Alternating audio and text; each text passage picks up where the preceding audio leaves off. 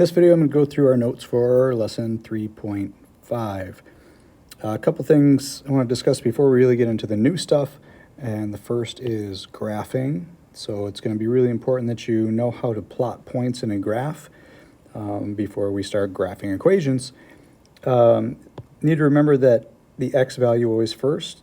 So it's x comma y when we plot points. If you struggle to remember that, that's the order that those letters come in the alphabet. The x-axis is the horizontal axis with the positive values being to the right and the negatives to the left. And then the y-values, the y-axis rather, is here with the positive values up and the negative values down. So just a couple of points. If A is at 0.3 comma 1, that means my x value is a positive 3, my y value is a positive 1. So I go over to the 3 and up 1 when we start at 0, 0. B is at negative 2, positive 3, so we would go left 2 and then up 3. There are some good practice resources online for this if you just need a little bit of extra practice, but it is really important that you know how to do this. We're also going to be talking about graphing in standard form today, which may be new for you. We've talked a little bit about slope-intercept form in the past, and there are a few different ways that we write linear equations, and these are a couple of them. They each have their advantages, and we'll talk more about slope-intercept form in the future. But for today, we're looking at standard form. And so this is standard form of a linear equation. So ax plus by equals c, where a, b, and c are going to be real numbers. The x and the y then are still going to be your variables. So for example, this would be a linear equation written in standard form where a is 2, b is 3, and c is negative 2. So when we look at actually graphing these lines, let's first just look at horizontal and vertical lines. And students tend to get these confused. So I have a couple notes down below that may help you remember what these mean. So our first graph is y equals 4. One way to think about these horizontal and vertical lines is this. This is a graph. This graph is all the places where y equals 4. Okay, so whatever if you just have x equals something or y equals something, that is all the places where that value is true. So it doesn't matter what x is, y is always 4. So we could just plot some points and then draw a line if we needed to. So for example, if x is negative 5, y is 4. Because it doesn't matter what x is, y is always 4. If x is 0, y is 4. If x is 2, y is 4. If x is 10, y is 4. I think you should be getting the point by now that this is going to be a horizontal line here where y equals 4. I think students tend to flip these because they see y equals 4 and they think, oh, the y-axis goes up and down, so this should go up and down as well, and they often put this line here at x equals 4. Okay, so one way to remember this line is all of the places where y equals 4. For our next one, x equals negative 2. Another way to think about this is for all y values, x is negative 2. Again, it doesn't matter what y is, we just want to graph everywhere that x is negative 2. So if x is negative 2, y is 5. When x is negative 2, y is 0. When x is negative 2, y is negative 9. So again, this is going to be a vertical line now where all the x values are negative 2. Moving on, if we're going to use the intercepts, so remember the x and y intercepts are those places where they cross the axes. So if I want to know where the graph is going to cross the y-axis, I need to know when x is 0. So I can take my equation and I can just let x equal 0. Meaning I will plug 0 in for x, find the value of y, and that will give me the y-intercept. So let's just do that. If x equals 0, this becomes 3 times 0 plus 4 times y. Now, 3 times 0 is just 0. And that term then is going to have no effect on the equation, so which just becomes 4y equals 12. To get that value of y by itself, we're going to divide both sides by 4. And you get y equals 3. So what this represents is a point on the graph where x equals 0 and y equals 3. So that is the point 0, 3. That point is on our graph, and that point would be right here. Similarly, if I want to find the x-intercept, I need to find the place where the y value is equal to 0. And so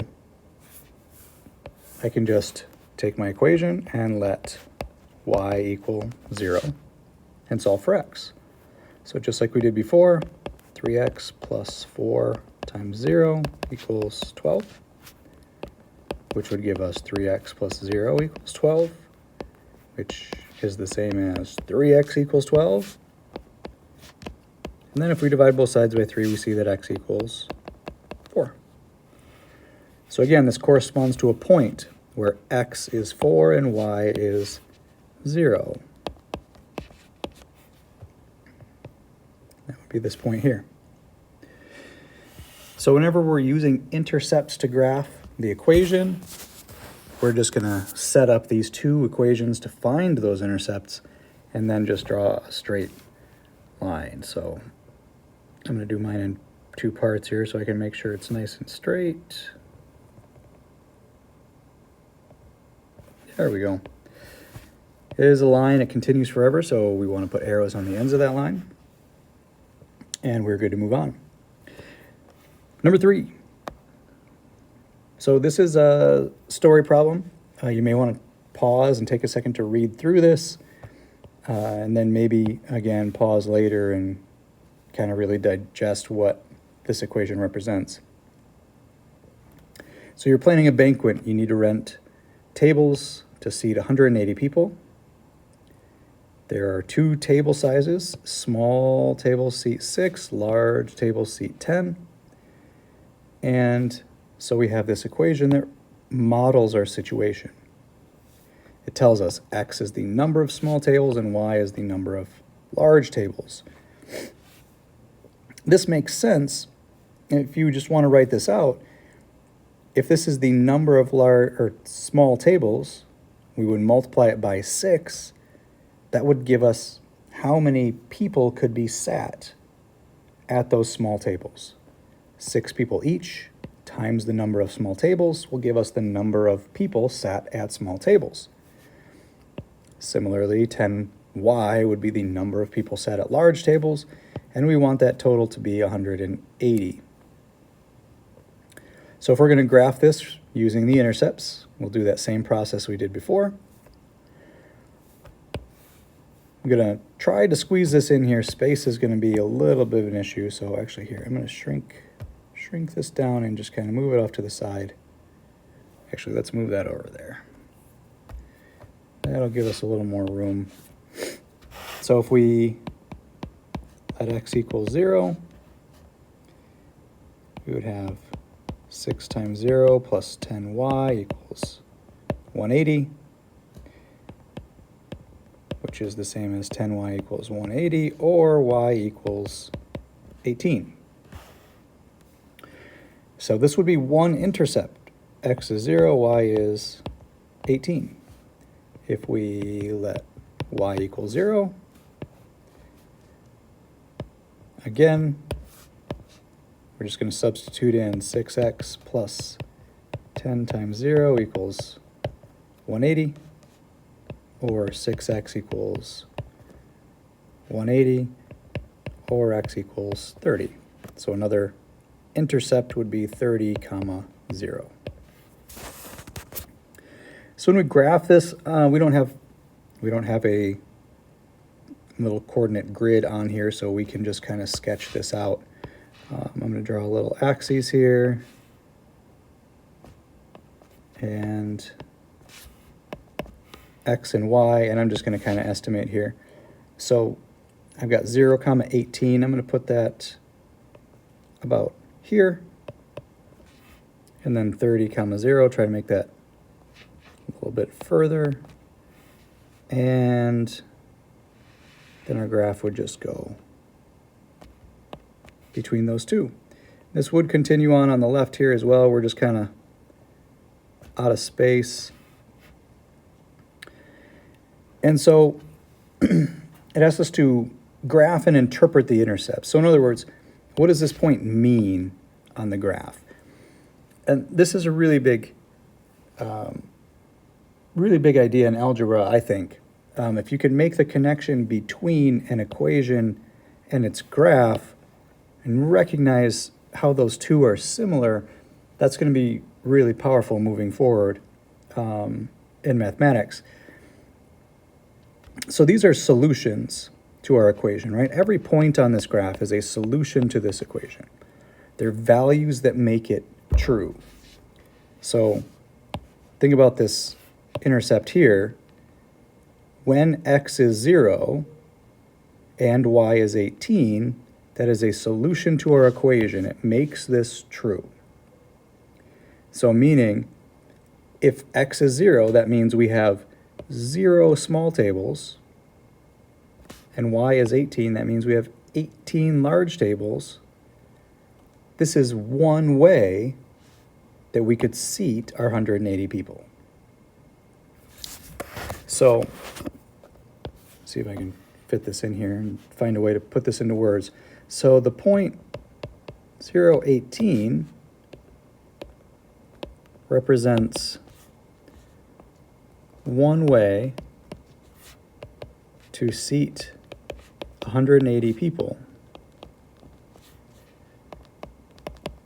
with 0 small tables and 18 large. And the other one would be really similar, right? In this case, x is 30 and y is 0. So this would be another way to seat 180 people with 30 small tables and 0 large tables. And with just our sketched out drawing, it's going to be pretty impossible to find accurate solutions to this. But if we were to graph this in Desmos or some other graphing software, you can trace along here and find really nice points. There's quite a few with this graph and equation that would make this true. So we could find other solutions, combination of large and small tables that would perfectly seat 180 people. So I would recommend that if you haven't done so already. Just go to like desmos.com